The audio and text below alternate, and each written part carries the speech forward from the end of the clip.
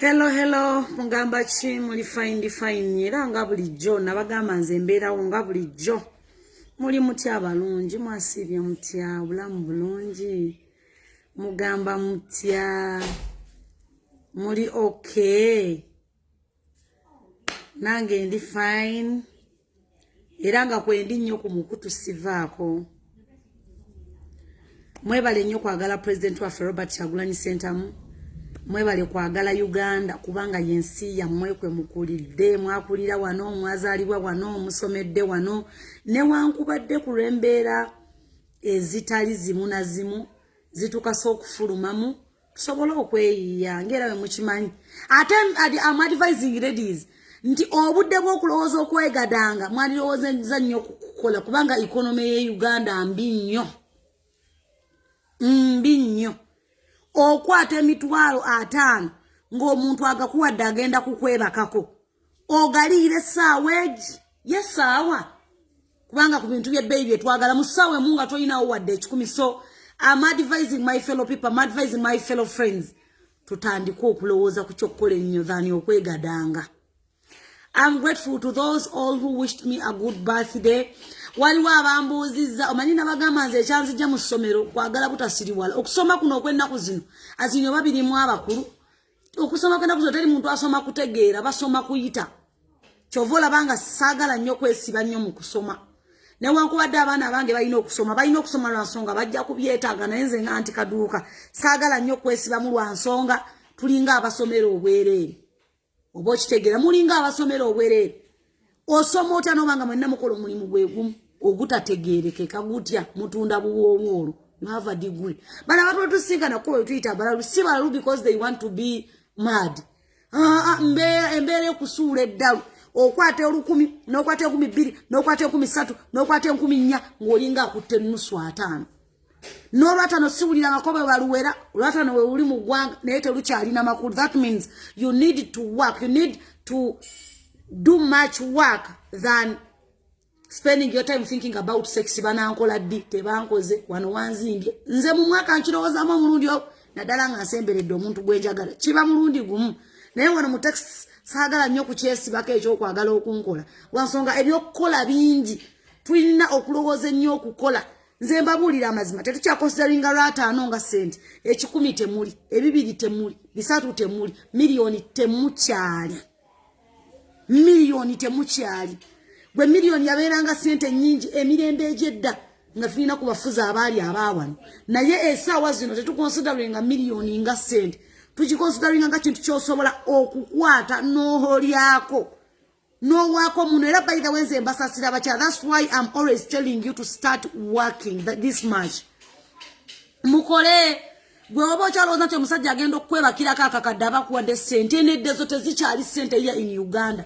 We are living a heavy life. It's like we are in US. Tulinga abantu mu US buli kyokwatako sente ate nga n'ekitone ennyo kye tulinawo abakesisa olusanga abazadde baffe nga balina ennyanya ku kkubo bayolanjole bayiwa ku mmotoka. They don't think naye abo abantu bakesisi balina abazadde balina bamama balina bataata but the way they behave towards we Ugandans it's like tetuli banna Uganda. Munsonyiwe wemba njogedde bwino. That's the fact.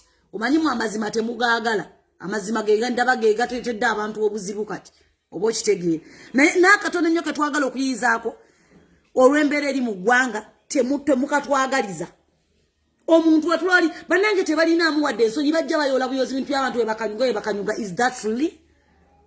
Era nze kyova olabanga I'm advising my fellow people work hard. Bannange tolinza na kuwooma nga tolina ssente gweoyagala bakuteeka mu buteesi gwe ng'omuntu tozirina ogenda kuwooma ddi.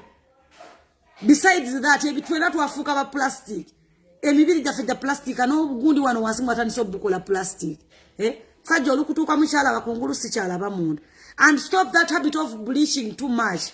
Baganda bange onyumanga bwoli. Don't change yourself because you want to win someone's heart. Be you akwagalanga bwoli wali. That's why my husband loves me the way I am. Ebyo mugamba bwo musajja asula nono omuwala akola atya anjagalanga bwendi beera gwe tunda kyotunda kola omulimu gw'olina okukola. It's you, not him or her. Don't let yourself change because of someone. There are good some factors that will change. Leka kuchusa antikaduka nti oyogera nnyo olw'okuba gundi akukwanya. Leka kuchusa okubeera motivation speaker olw'okuba gundi akukwanya. Beera gwe someone who loves that color. Jali. Kiriwo ekintu ekisinga, tewali kintu kisinga nga kusigala mu kala yo. Tewali kintu kisinga ng'omuntu ajala agamba kale muzadde omanyi bakiri mu omusajja kuwasanga abanyoli mukazi mweru buli mwana bakuzaalamu nga baddugavu yakakuzalamu abaana munate kuliika akyusa kala. Ennyindo wagisongola walina nnyindo esitamye. That is someone who will love you. Ng'olina ekinyindo bwekityo. Same applies to working. Totunuulira muntu kugamba mbu simanya ogwo omunanasi gukola buli lunaku. Right now I have an office. Era nawo ntundirawo omunanasi, ntundirawo obutunda. Kyova olabanga I made my office in a kiosk. Omanyi lwaki nkuleetera okukiraba nti kintu kirungi, leka kukyemulugunyaamu, leka kukitwala nti kintu kibi. Ekikyo kyekikyo, ekikyo tekirina kuba kibi. Leka ebyabalala bibeere bibi. That's the fact. That's why these people degrade our things. Abasajja batuyisaamu amaaso olw'ekyo. Gwachalooza nti akakadde bukadde bubiri bukadde busatu wana Uganda bungi. Butini nnyo. Accommodation just. Nga sente zigenze. Wewe akakufuwa kunyampa na kulaga abantu nti you're living in a good situation where you don't have anything to do. Njagala mbabuli. Stop starting something because of you want to look like someone else. Kola ekintu ng'oyimiridde ku standards zo. Bw'oba ojja kusobola okutunda obutunda omunanansi n'amazzi bitunde, but do you know how to save that money? Do you know how to save that money? Or you just wawulidde bagamba omunanansi nange kantandika omunanansi. Era abasinga bekola business. When you reach in Uganda, nkubeererawo omwezi mulamba nkulaga ekintu kino bwe kitambula ne bw'okiyitamu. It's no business, nedala businesses weziri oba osobola okukola adwe, osobola okugamba nsobola okulunda byonna tubikola. Naye tokolera ku pesi ya muntu. Toyina muntu gwogenda kusanyusa okujjako gwe. Zino smiles zetu faking wano mu bifaananyi. You smile because you have to. Ebifaananyi byo binyume. There is that inner smile. You have to pass out. Joyina okulaga abantu nga nawe oli musanyufu gwe ng'omuntu. Naye ffe tulina plastic smile. Do you know why? Twagala tusanyusa abantu. Before you make others smile, make yourself smile before them. Tori musanyufu na buli kimu. Obufumbo bw'olimu tori musanyufu. Omusajja naawe okimanyi wamwagalako olw'okuba nti yakuweereza mmotoka. Owulira? Ne bizinesi bwe ziri weerowoozeeko gwe ng'omuntu. Olabe nti kino kyennyingira mu ddala kyennyina okukola. Kino kyennyenda mu ddala kyennyina okubeera. Anti kaduuka ki kyennyinza okukola akatali kaduuka. Nemba nga nsobola okufunamu. Weebiri ebyokukola bingi. Naye ekikulemeseza those friends of yours who always slay. Boba sirenga buserenze bakulemeseza okumanya your worth. Okumanya kikyozitowa. Kisookera kugwe. Tuula wasoso okomanyi nzitowa kyenkana ki. Nyimiridde kyenkana ki. Naye mwagala ebirungi toyinza kumanaginga business ya milioni 8 nga togikolangako. Bannange mutandike mpola mpola. Omanye nakolera wensobi nti osegedde ne sente entono. Naye mwe mwagala otandike na mugugu gwa kintu. Chota namanya bakikola batya. Chota nakoja kamenzi I want people to see me because ndi muchala wa gundi. Echa muchala wa gundi kijeko. Sometimes I advise you nti at least omusajja waba mugaga musabe kitono amanye nti ddala you need to do something. Naye musabe binene mbimala myezi 3 ng'ogudde. Ekisooka poor management. Ekyokubiri olina njogera ku customer. Ekyokusatu weemanyi. Weemanye ng'olinayo yakufumita. Naye bwe tudda ku bano ba customers. Bo baagala attention yo obaguzizza otya obafuddeko otya byokola biwooma. Naye gwe oli mu kutunula kyakuwooma okuwooma kwe kuyamba oyo akwebakako. Ate ne muno mba customer baffe abajja tugulako mubeeramu abantu ng'akwagala bwagazi ng'omuntu naye nga tazze kukwana. The mentality of stupid ladies here in Uganda balowooza buli musajja whenever they see a male balowooza baagala kwegadanga because there are some people who come in your life to help you kukutereeza. Gwe waba wuliranga tuyagala bakukozesa kiki oteekawo amagulu ayagala okumukozesa gwe weeteeka yonze siwuliranga buli agamba nti bamukozeseza ali alipotinzeeko nti bamutuusako gwa bulisa maanyi. Everyone who is reporting bankozesa gwe wennyini gwe abaddenga weekozesa kubanga amagulu go wagateekayo wekka. mwenna mwogera wagazi kuchakuba kwa salete twawulira ko report za kubanga bali bakutusizaako gwabulisa mani. Someone who is using you aba olinawo report jawa police nti yakukwata naye you came by yourself, you undressed yourself by you undressed your body by your own hands. Abamu temulinda na kubambula, temuchalinda na kubambula, temuchalinda weyambulirawo period kubanga nabagamba abakazi fe tusingayo okwagala. These are praise to business issues. The way you respect your business, the way you respect your customers, it's the same way you have to respect your boyfriend or your husband. Do you know what? Kubanga yes sentence are rent. Bameka kumwa abasasula rent ngo ino musajja. Mwenna mutunulira basajja. Naye a simple small respect teriwo. Yasasule waka yaleta we ekyokulya yakola ki. Naye ne bwabako kyakugamba kifuuse gwolinga wajja kubba. Oli muyayo oli mukumpanya oli mufere. Banange njagala tunulira bino ebintu enjuyi bbiri. Yes, men are to be blamed. Tubanenya naye naffe feka. Those peer groups that demand us to do kwagamba batu wabya tebacha atuganya kubeera straight. Those are the peer groups I'm telling you, my ladies. And I'm always gonna tell you, anchawe nabagamba, I'm not here on media to make friends. I'm not here kwagala nti munjagale nze njagala mbabulire bakyala bannamu abali single abebaka kati n'obwana obuto batagenda bagamba wabula olabirawo nga akugamba simanya I can pop with simanya a young boy. Ekyo siche wetaaga woba oliwo kuweebwa bakuwa basinzidde kuki abantu mulina sene naye temulina plan ate n'ekitono kigejja kyovola banga be wali omutoto walina byoya kati olina ebyoya buli kintu kyotandika kisobola okugejja naye osevinze otya olaba w'amayuni ogagala olaba w'embizi ojagala olaba isawo kasooli amawogola ogagala laba w'ebinyowe yabisiisa biretedde mu kagundi anti agaba abwokuloza obyagala. Do you know the amount of money you're spending? Omanyi sente zoli mu spending awo kyokka ate n'ekyemisana okumanya muswaza mukyagala n'ekyemisana okirinze naye okuva ku makya waakalya zonna ez'amagoba ogalidde woosula weetaaga transport. It's about daba engalabi eri ku bantu mulina engalabi zibamenya omuntu olina omutwe naye nga oli mukalu tomanyina lwaki weetisse omutwe. I'm telling you this. Nze saagala nnyo kubaagala kubawaana buwaanyi kintu kiruma nnyo okubanga you tell people that you got it all naye nga tolina musajja tolina linnya lya musajja. Omuntu alina buli kimu alina erinnya ly'omusajja ku gundi ku baluwa zino zebabayitira ku mikolo bagamba Mr. and Mrs. naye abasinga ebintu ebisinga mwagala byamangu. I have never blamed any man okubanga akusuddewo. Mwenna muli ku speed. Omusajja olukwana oli otya ogamba otya njagala nkuwa ebisumuzo emmotoka n'abinyenya tondabuuza na kaadi gye eri wakkiriza dda mutuuse mu lodge just because bakwadde ebisumuzo by'emmotoka gye babanja jagiddeyo ku looni olugwayo ogenda okulanga omuyindi agisika ng'agitwala eyo yonna temubitunuulira gw'otunuulira that thing immediately awo wennyini olutuuka mu lodge tolowooza na kulowooza nti omuntu ayambadde condom because oli on hurry muli ku bwangu. Ate mane mugamba I'm taking my time biki tewaliwo taking your time muli ku bwangu. You are focusing on the small things kubanga tewali kigulabulamu. Mwenna mutunuulira kintu kitono nnyo kasente k'abasajja naye abasinga temutunuulira bulamu bwammwe. Buli kimu muli ku bwangu. Business wakajitwa tondatula wadde n'omwezi n'ogumu oyagala abantu mubayiike ku dduuka ly'ogweggwano. Even Bible tells you to be patient because patience pays. It never expires. Ebintu bya mwebuli omwalidde ku bwangu nnyo wagikoze jjo abantu nga sibalaba azin bagenda kubayita omu kw'omwajje. Do something good. Kola akatunda akalungi kola omulala sa people will come. Obuyonjo bwo bwenkanaki those factors temuzitunuulira then ne marriage bwe kiri ebintu ebisinga temubitunuddeeko wabula mwe mutunuulira ku bye mwagala bikolebwe. Namusabye emmotoka agimpadde we namusabye ennyumba agimpadde n'ennyumba nno batuuse ojja kujjamu kubanga ennaku zonna ennyumba ezalooni bazizimba. N'ennyumba ezalooni bazizimba bawala bato bazizimba.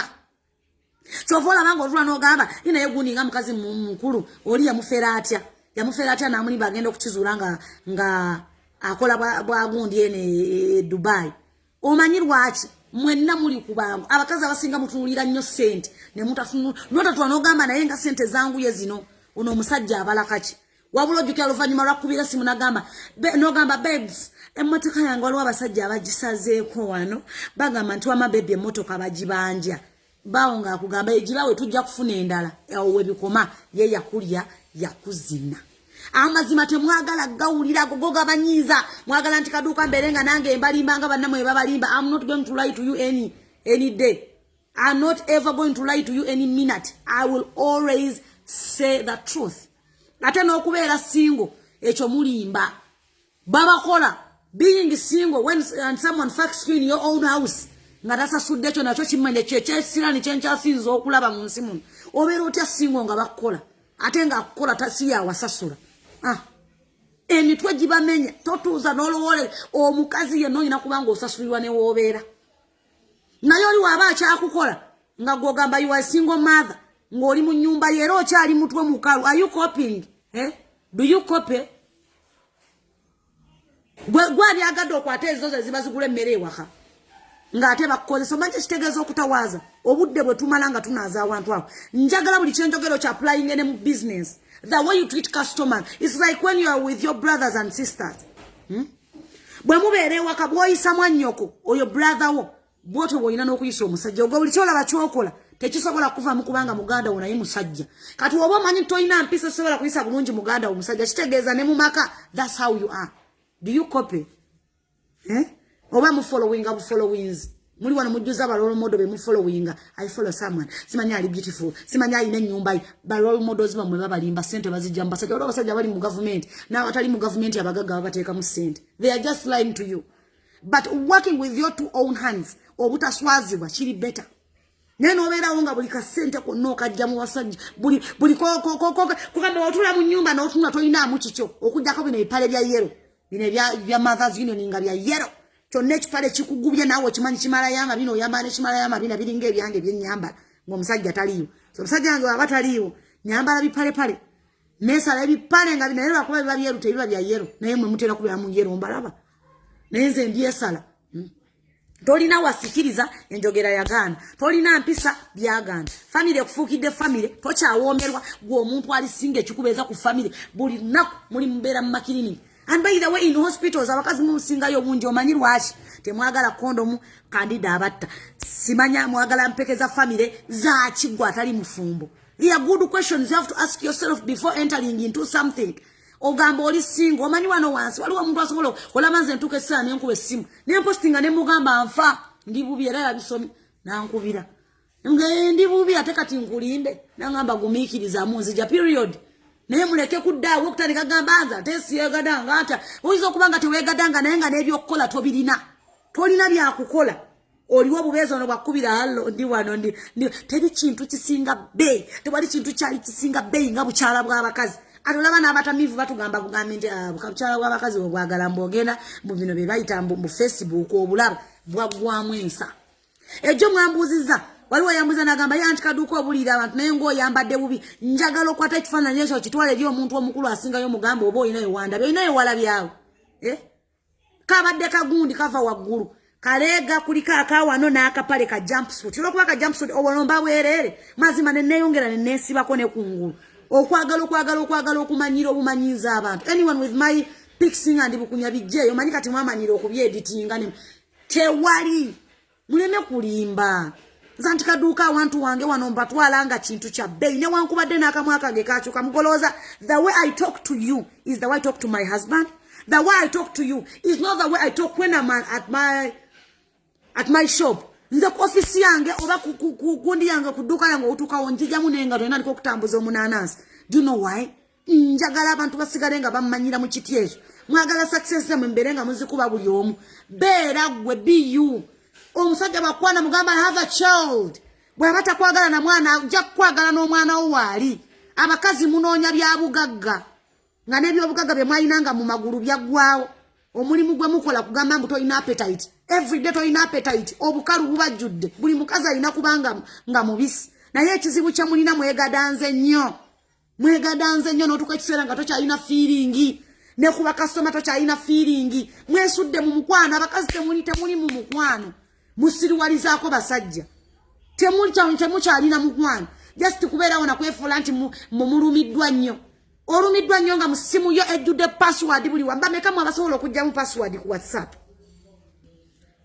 Temulina mpisa mbakasoma wabula you want people to come at your shop. How?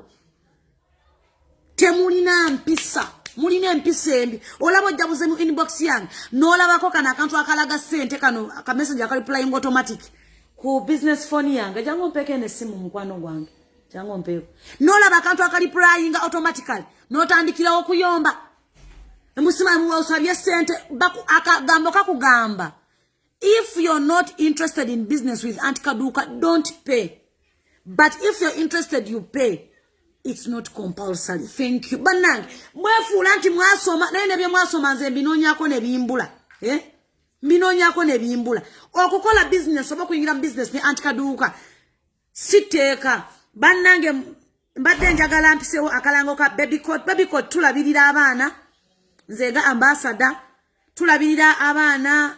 Tuli Kitende Sisa wosobola tusanga Ntebe Road tulabirira abana era nawe atwetaze osobola kuba ku namba yesimu eri namba yesimu yaffe eri banange ziyane mano kwata mto 07 8 7 22 tubaniriza tujja kubalabirira abana ngabwe mwagalira tujja balabirira bulungi naye okwagala okudigrading omuntu mwagala nnyo ekintu ky'okwagala okuyisa mu muntu amaaso nze tolira abakantu kange ekyo tebakulimba mujja kulwawo nze tewali muwendo gugula okweyambulira omuntu sinnagulaba tewali omuntu ali waffe kulaba bwerere bwange mbondabe nga nze bwe nsimanyi ondabe muno mu mpatanya ate empatanya zange ennyonjo nga ngezaako okwefaako okwata ekisula n'okikoona n'oteeka mu kana kantu ke bayita muko weewumbeko n'obeera ng'okeesiga muno mwabalina ebisambi ebyegasse biti n'obeera ng'okasigamu tosobola kubeera nagundi atise tosobola kubeera nabino ebintu bya bulaaka muno bye mubeera nabyo okitegeera wano kabina wansi wa kabina abantu mwenna mugubye ennyuma w'obubina mwenna mugubye naye nawe oyagala bakuteekemu ssente nnyingi bane nabagamba abasajja abagaga miliyoni 2 kusa olaba kati naawe essaawa zino okola naye miliyoni 5 ziraba nga temuli kati saasira omugaga gwolowooza agendo zikuwa amala akulye gwolowooze nti yazitwalanga ssente already yazirina ate akimanyi ezo si ssente ku ye. So before you want people to value you, before you want people to respect you, it starts with you. Kitandika nawe, it starts with you. Naye bebe mutandika okutugamba musimanya nze bakasitoma simanya toyingira na byotamanyi kyovola banga musasula consultation fee musobole okunnyonnyolwa okutegeera musobole okunnyonnyolwa okumanya kiki ekituufu naye mmwe temumanyi na bituufu mulekana my WhatsApp number is 0752 20 96 91 oli mu relationship okaaba Auntie Kaduka nzo musajja yanegadangako nasula. What are you providing at home? Are you providing sex just? Ne muzali davana yo musajja tasinwa okuzaala abana kuwomerwa kwa mmwe lwaki obayita ssanyu lyongo manyi wayita owomerwa. Those kids are your happiness because mwali musanyu, but are you contributing something at home or anything at home? Olinze musajja abasasula rent musajja baba nyumba ya bitwala 5 sasula ke 10 olabo bona owunyakamwe kikyusa obukyala ne bukudda ku mutwe bako nawe ebintu byokola biretera omuntu when he goes outside ngagenda kuchitinga abeko n'ekimukomyawe waka. You're not doing anything. Oli waka to ina chokola to ina choyagala to wali wambuzi zante ekisige kyange kiri nacho abakyala basala ebisige, isn't it? Mpako ku mazzi nabeko mu kisigo na kiraga abakyala basala ebisige nenze kyange ky'obugaga kye nasigaza ku mmange nze sisala kisige ekisige kyange nsanira n'abankola makeup kwe bali wano bali live bave bachogero baba asala ku kisige kyange olina kunkolako nga bwe. I don't want to change myself for anyone. I don't want to please anyone. Wala nezo photoshoot bazintwalako chifuba bampalulanga abawalula embuzi omanyi lwaki njagala it's me Auntie Kaduka. I'm gonna share for you my video je nakola mu 2015 nga nkyali mu group ya Ugandans in Dubai njiba sharingire namwe mperezako na akasenya buno bwe mpisa muno nti njiba sharingire namwe mwongera okuyiga nze natandika okola emirimu gino 2015 mwabasinga nga temumanyi so mwabavayo kunyononera erinnya mwe mwakajja mu njoyininge ya 2015 nga ndi mu Ugandans in UAE that group oba mujimanyi so gwandabye ondabye kati weyunge kwaba abantegedde kati lemakola ki lemagano mazzi ndoza akakopo mukalamu obo kiraba lema kuddawo kugamba abantu musimanyi omanyi simanyi Auntie Kaduka bana temumanyi omanyirwa kuba wanjoyininze ate oyagala nnyo okulya ebigambo yange okiraba ekisige kyange mukwana ekisige nkirina mama nga alina ekisige ekirungi rest in peace mama mama woli wonna kumulamirira mani mwagala nnyo okutuzuukusiza emizimu okirabye mukwana ekisige nkirina nze siri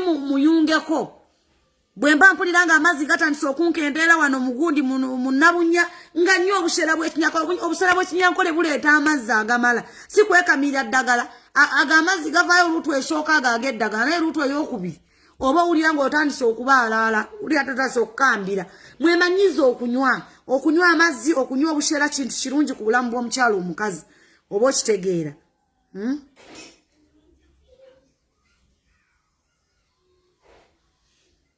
nze siryawo nti nja kutandika okugamba musimanya kola bwoti buli kimu sijja kubagamba ngamba waana saagala kuba waana tulina okukola kubanga Uganda gye tubeeramu yakaweerege tuli ku buzito bwotayinza kutuula n'ofumiitiriza eddakiika tuli ku buzito obw'amaanyi tuli ku buzito bannange tuli ku buzito abali eyo nkube bukubi ndulu mmanye tetuteredde wano tetuli bulungi tetuteredde twetaaga tukwatire wamu nga bannayuganda twetaaga okukwatira wamu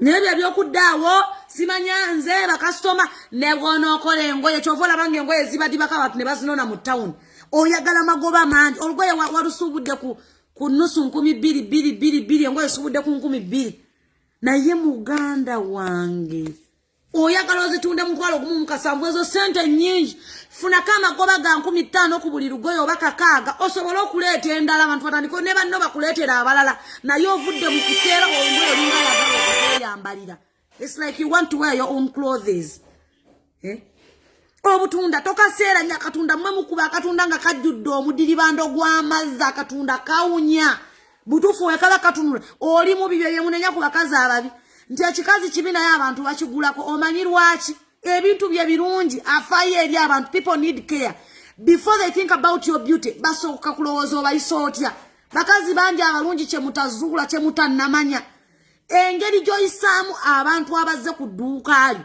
engeri gy'oyisaamu abantu abazze ku hardware yo engeri gy'oyisaamu abantu abazze wonna woolina wootundira amagulu go gwe gy'obuuza abakazi abatunda amagulu they talk very well gikwateko ogiwulira kwata mu side ogirabe erimu amatama lwa nsonga bwetyo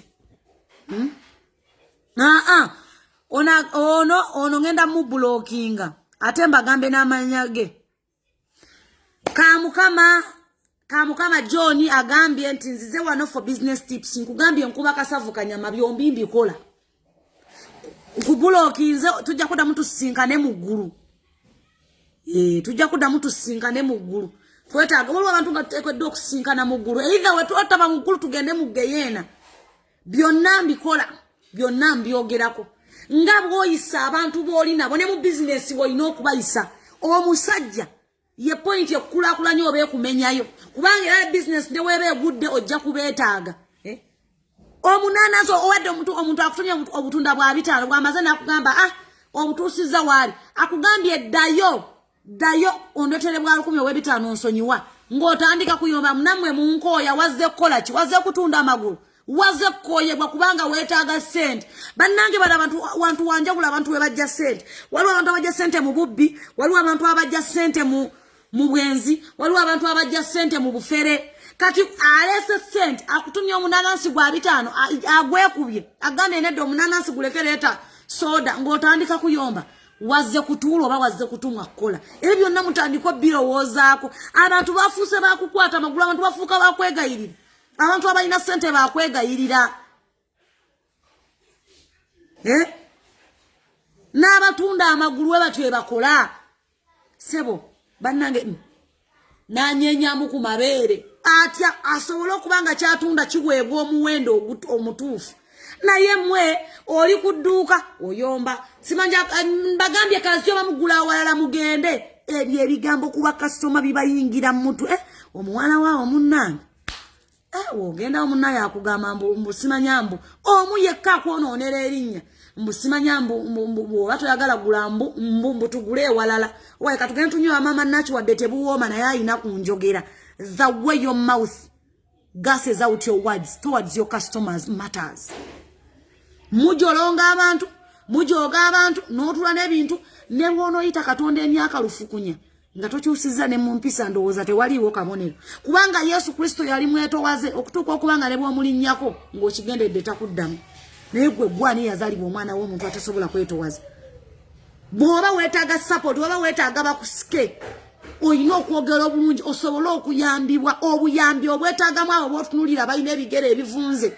Ekyetera amazzi g'ebibiri ku dduuka eryanga okutambula ekisooka ne ku maduuka agamu genkoze nga fumba wentuuka ogajjula tandika okwogera ennyo abantu bagalabe nti gatokose nengajjula nengasiba nengateeka mu fridge omuntu angulako mazzi gabiri ne mugamba naye toyanze nnyo sebo toyanze temukwana amazzi ago gawoomaga golekezeeko obugambo obumu kubanga munnange oyagala ebibyo bitambule. Respecting people towards your business, it's a must. Ekyo kyo sijja kugamba kukirekeraawo. Ekyo ogenda kikola paka yona somuka gwenkomero kubanga business alinga nnyoko alinga kitaawo. You need that money. Buno obusata mwesi yo kubasajja abagagga musima yantandikirawo kino simanya agenda kumpa kino simanya agenda kunkolera kino obwo busente miya money butini bwe buti naye your money. You know what they call my money? My money. I have my money. Ekyo kigambo kinene nga tekuli sente ya muntu tekuli yo ate gomanya utuhando your money. Mulekeraawo n'ejjogo ly'okutwambuza abasajja nti baba twaleko out. You want to go out. Bakuwache bakugulira olyamu olesaawo. You are destroying someone's money. That's why we are never respected. Bw'omanyi nti chips togenda zirya n'omuto gw'ekyennyanja tobisaba. Saba plain money. Tomugaye pe emitwalo 3 zadogenda okungulyamu ekyokulya zimpe neetaaga nziteeke mu business yange. Tolina wadde business gy'olina oyina nnyuma ate nnyuma wali ebyoya gy'olina gye weesigamyeko. You are disrespecting someone akuwadde omutwalo. Mwe bakyala mulekerawo olujogo n'akamanyiro. Yona kati omutwalo gwe bakuwadde bw'ogongera ku rent gw'osasula w'emitwalo 6 wasigala mitwalo 5. Mwe mwagala ku appreciating ati n'ebinene bye baba wabye nnyini temubi appreciating. Temwina kye mu appreciating abakyala. You don't appreciate. Men, you don't appreciate. You know what it takes for someone okuteeka mu lubuto emyezi 9 n'akuteeka wansi. Singa mmanyi we muyitawe wafaanana. Basajja mwena mu mwandibadde muwa abantu ekitiibwa. Omukazi avudde yagadde akwatiramu nawe wafuuse mu kumpani. Nze ssaawa yonna baagala nakuntwala mu kkooti. Ono yaŋŋamba yeyagala ne Rachel. Rachel aweereza ssente omwami oyo. Omwami yaŋŋamba ngula ettaka nze ettaka ne nditeeka mu mannya ge ne Rachel. Ate oba yaŋŋamba be bamu. Muze Rachel tetulina njawulo. Abalina enjawulo ate katulakyo yagala ettaka tuliteeke mu linnya lye limu. Mannya go gokka ate ng'ogamba abadde nga akuweereza ssente. Stop that habit of stealing. Muli babbi. Bw'oba manyi nti oli mubbi ewange tojja kubbirawo. Tojja kubbira kubba abantu. Your money is your money. Lwaki mwagala akasente ko kakulumanga kabbya akasembayo ke mulogerako abasajja? Kakuluma naye omusajja akuwadde 10 omusajja ne bw'aba akedde ku machana akuwa nusu 10 lokka. Some guys test. Bagala balabe how patient are you? How patient you can be. Neba kuwadde osabe mitwalo 3 gaba. Ayine mmotoka naye agaba mitwalo 10 gibadde gijjo. Gibadde gijjo osabye emisabe bagikuwadde. Kubewa moyina gwe wasabye nazikuwa. Learn how to appreciate. Learn how to be respectful. Actually, bw'oba oyogera akamwako kateeke mwaka woowo. Obumwabwa mwe kibuletera okuwunya butabeera na kawoowo. Alisa asirisa asinga ntumanya nti gwe kikusirisa kuwunya. You are someone ounya akamwa, you want a kiss from someone's daughter. Basajja muyigo okusenya amannyo ounya akamwa tolina wadde akasente ko yagala kuteekamu. You're expecting a kiss. Nababuuzako ekibuuzo. Bakyala mwenna ebbanga lyoyagalidde boyfriend omuli mu myaka 2. Mu myaka 2 mirundi emeka gye wamusalako ku byoya. You've been taking money. Every time money. Njagala sente, njagala zanviri. Wayo tuzdekaawo n'omutuna n'omusala ku byoya. Oba you are just serving him your being wherever you ready you to bayingire. Banange mulekerawo okuvuga abantu speed. waliwo ennono ezikyasigala nga zitambula mu bulamu bwo ng'enkumbi. Akagoye k'omu kisenge kanjawulo nnyo bamalaya baba nabo. Nkidda mu basayidi kiiki bammwe balina obugoye bw'omu kisenge obusiimula abasajja. Nabagamba okusiimula omusajja it's not a kind of disrespect to you.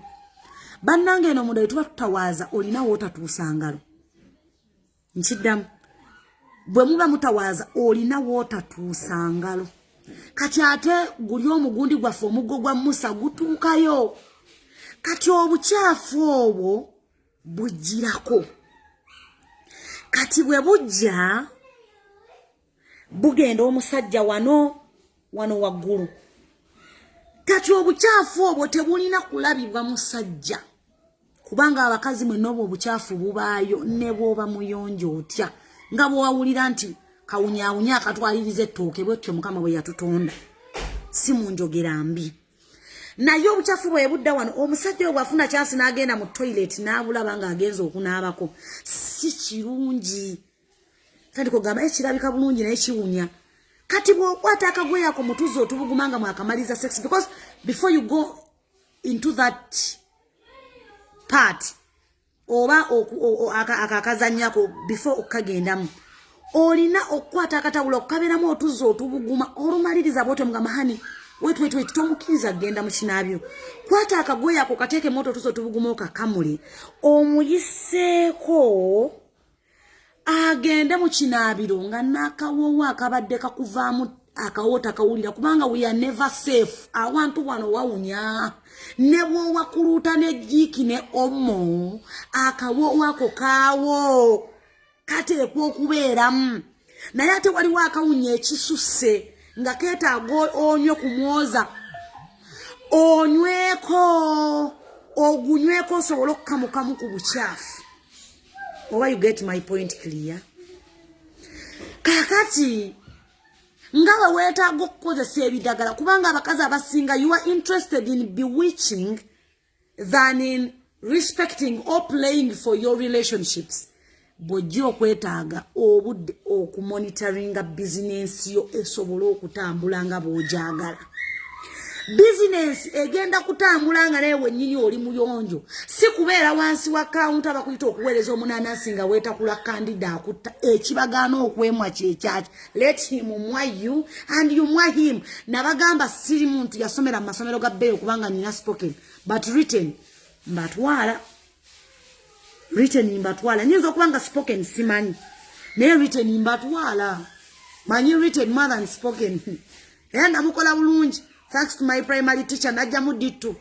Senior phone ezija mu 4 mbatwala.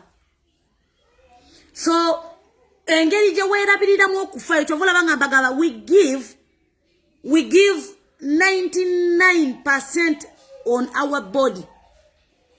Omwoyo gwaffe mufute gulinaawo kantu. Kwata omwoyo gw'osookobeeko kyoguwa omwoyo gumataringa nnyo eri abantu. People always ask me, Auntie Kaduko ine mixa, do you know why I have a pure heart? Abantu abasinga babalaba kungulu tebamanyi munda wammwe muline futwa muline obujja muline emitima emivundu. But your God sees your inside. Abantu abatalaba Katonda waakona. Nze ne bwe nakuyamba n'okola naye ng'oli muntu mubi muggwe toyagaliza oline futwa. There is sina kyenyongeddeko wabula ninga era yongera okutoolako okwagaliza munno kikulu. Baba gamba enkumbi nti ate enkumbi nedda mbo omusajja ajja kunjoga nedda. That helps you. Kiyamba gwe mama w'abaana yeetisse ekiwunyaawunya ekitwaliriza ettooke. Ekyo kiyamba gwe. Am I communicating or I'm just gassing out my nonsense? Because I have two. Ebyo temukyabiwulira. Bintu byakwefumbiza. Bintu byonna buli kye tukola tugukigwawo buwikati. Bannaye ne bwono yeyerusa omusajja n'akuwasanga oli mweru nga tova mu baana be agenda kwenda afune yazaala omwana omweru kubanga gwe yali akunoonyaamu gwe. Yalaba ng'omanyi okukola oli hard working. Alaba bwe weeyerusa ng'alina kugenda kufuna leka akwagala mu bwa bbulaaka bo ng'alina ssente ajja kujja. Ebintu ebimu tetwetaaga kwekyusa, twetaaga kubeera you Helen Nachimanya ama Munyankole ama Musita by tribe.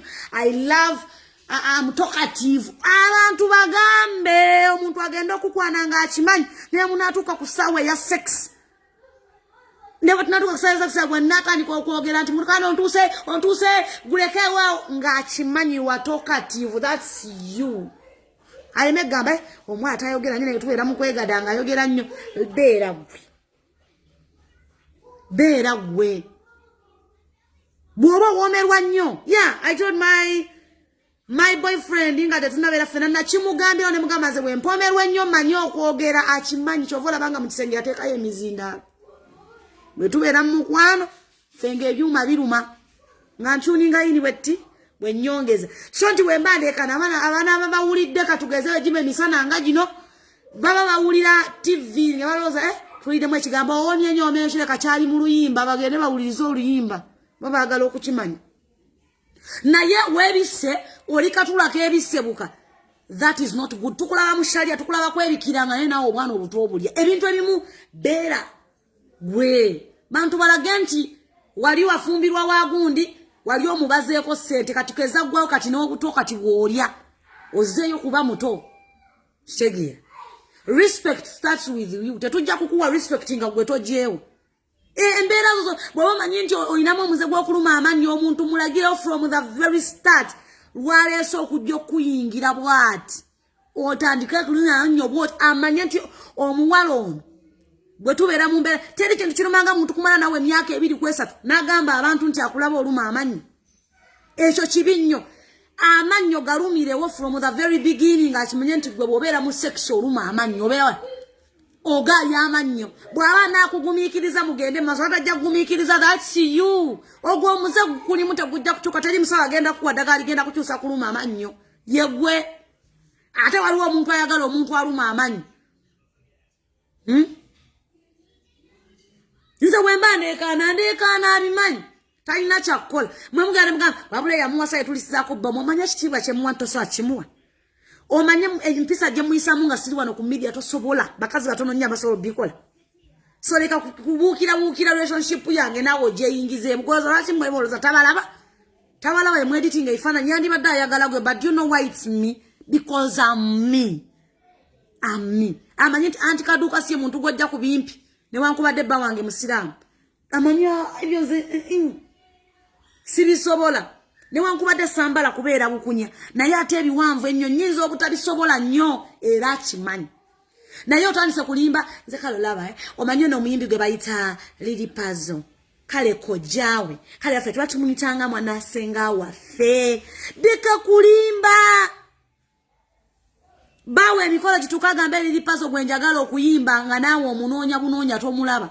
Yogera amazima ogambe bennyinako Oluganda tekuli muyimbi tekuli ali bulungi kikwano naye nganze naawe emitima gyaffe bwe gisiimaganye ne twagalana njagala nga bwendi wabula kyenjagala mbadde njagala ntandika okukola beera wa amazima nti otunda amagulu omuntu waliwo abasajja abagala bamalaaya n'agamba nti omukazi gwe nyina okuwasa njagala mujja ku street kati abo bakooye beera gwe say it periodically leka kutunuulya figure n'olowooza nti omuntu agenda.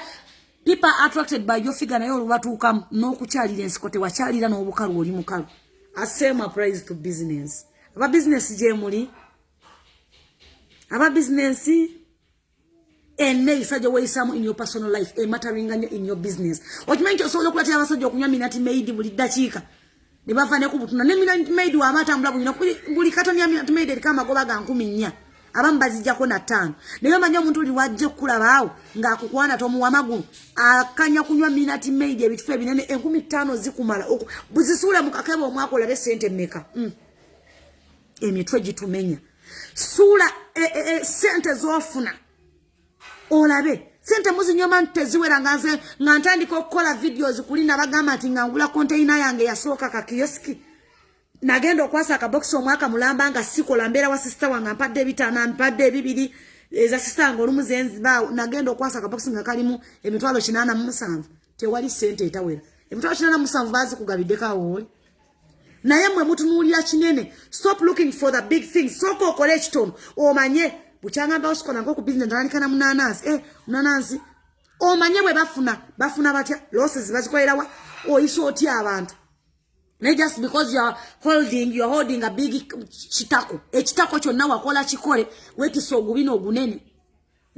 Olia oloza nti omubino ogogenda okufugira ko buli omogo omubina guyamba gwe n'okukula obulungi kuyamba gwe gwali n'amakulu nga temukola TikTok okubeera bwere ne muli ku TikTok mwe n'amabina gabali bwe otandika gamba nti agakyalina amakulu bagalabira bwerera abasajja ne bamala bagatunako butuzi ne bamala kati sasiro okuyingira ng'oli mukalu.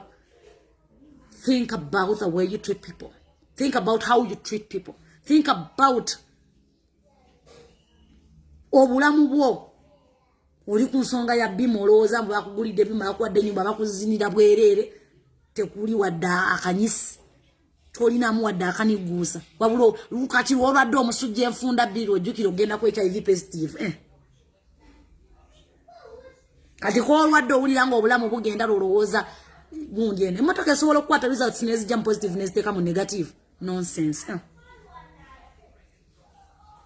Baba wana buwanyi tusa abasajja buli akumalira myego ofuse kibuli omye nana amalira mugwe tula kuduka ali abantu bayise bulungi wefulo omusiru ekiwala kirina akabina kirabika bulungi mwana kituweereza bulungi kyogera bulungi byonna nga biri kugwe ezo ze bayita blessings are given to you by the people surrounding you.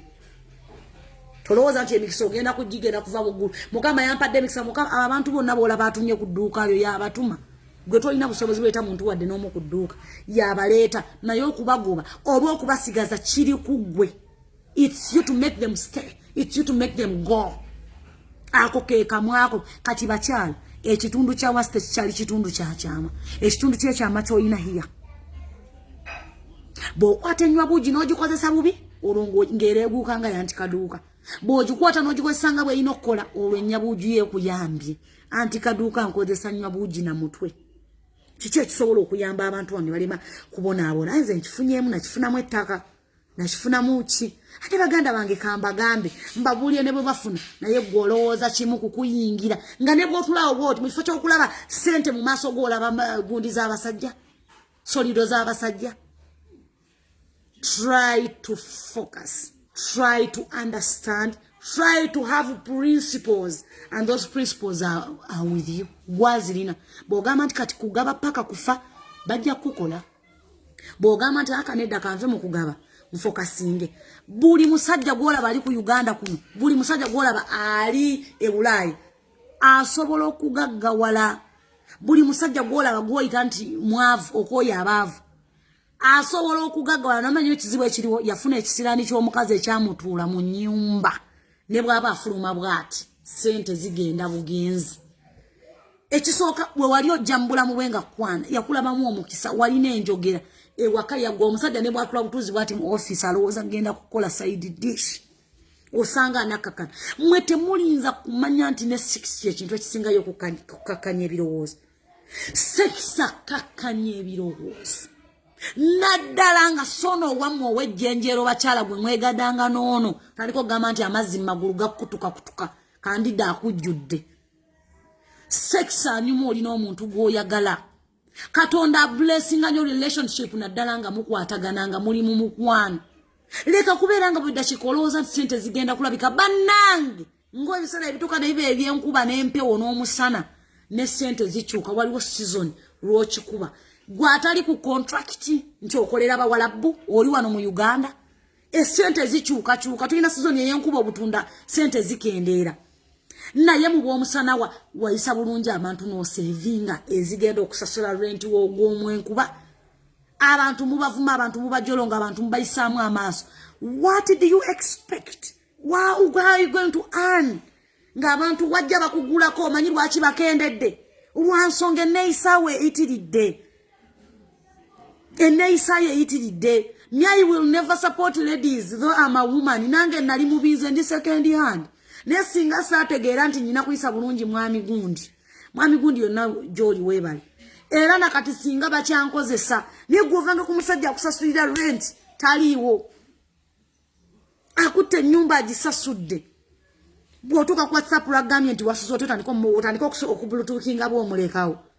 Learn how to respect your man.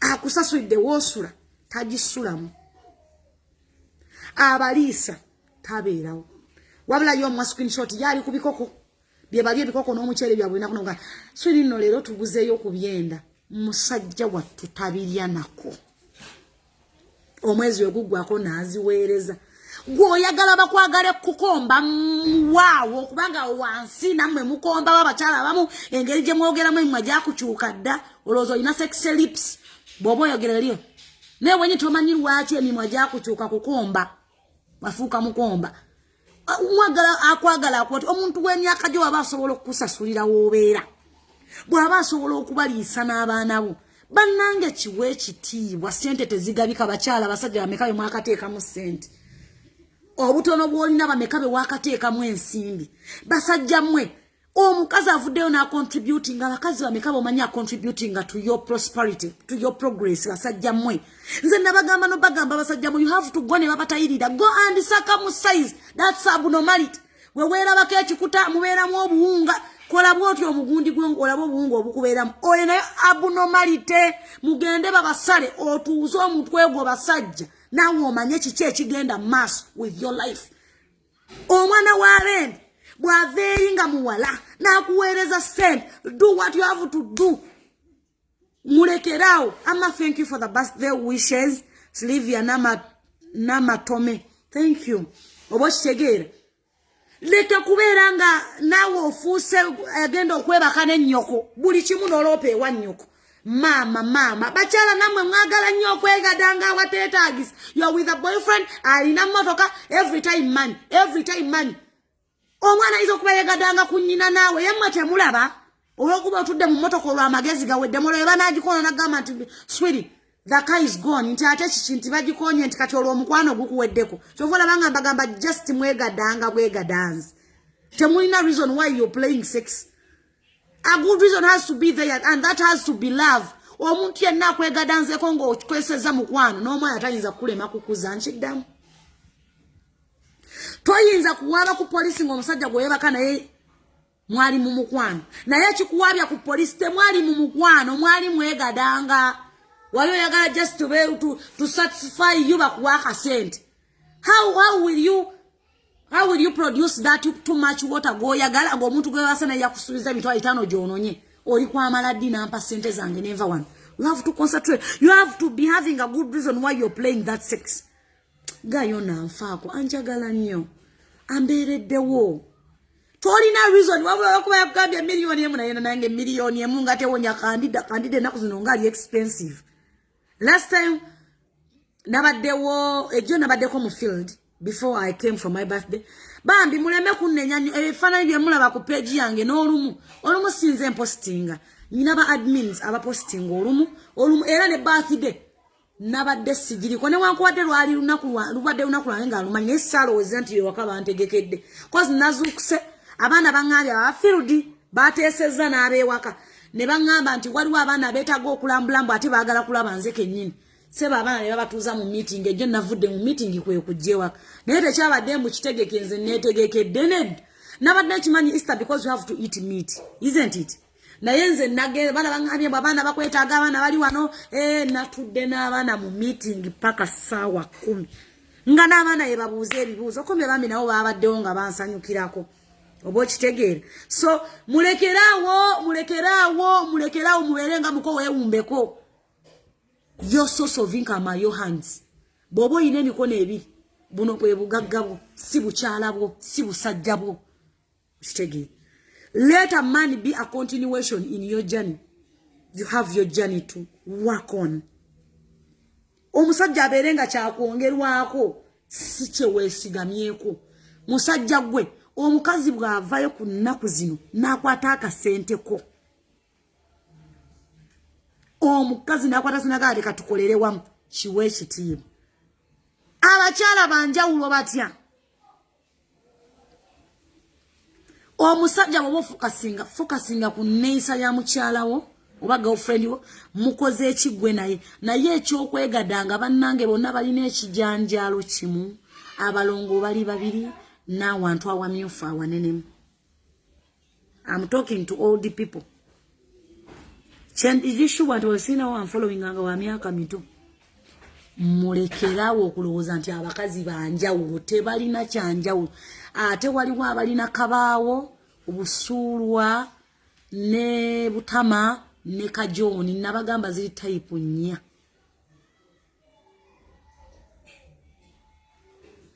naye zonna basigala baziyita vagina ewaka muli mutya oli musanyufu oba ekyakuleeta kasente bamikwano abakyala mwenna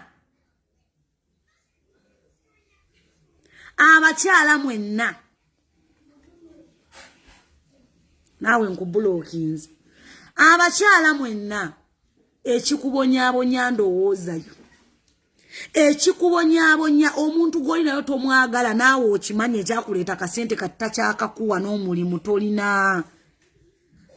ebyokuŋŋamba nti ndi criticizinga bakyala mulimba temwagala biwulira olaba role models ogamba happiness is for free ani yakugamba nti ogenda kufa ncha we live once ani yakugamba nti tolinawo baana amabegawo olina abaana you don't live once those who say we live once tebazaala naye abalinawo abaana bayigirize kiki balina kukola bayigirize how to behave bayigirize let them learn let them know let them be good let them appreciate let them dekalekate mwagala eyo biwulira lwansonga muli muwawa I wish you the best let me keep enjoying my birthday tugenda kuddamu essaawa